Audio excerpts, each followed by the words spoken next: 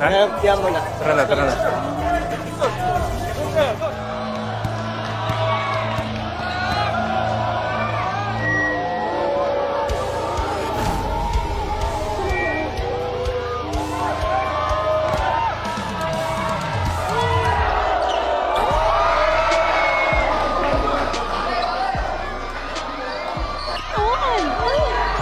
Guwapo Saka, mabango pa, alam mo? Bagay ka. Sabi ko na lolokohin mo lang si Sig Uno, agaw pa ako ng bro, ha? Ano ba? Wala naman kaming commitment mo. Saka, ayaw mo yan? May pag-asa ka na kay Sig? Sinasabi mo dyan? Ano ba? Obvious naman na may gusto kay Sig mo.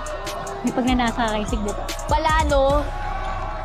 Tigilan mo nga yung paggawa ng fake news.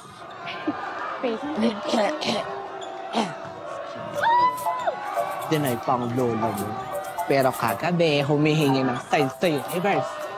Kung habang naglalaro si Sig, pag natamaan siya ng bola, ibig sabihin, may future sila. Aling? Wala. Wala man naman dyan. I-chill mo na yung kakampi mo.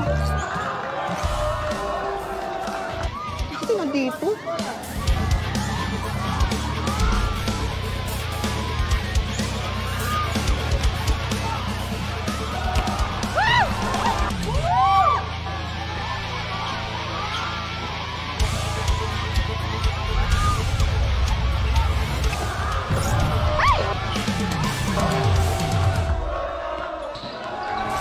Pasaway ka talaga kita!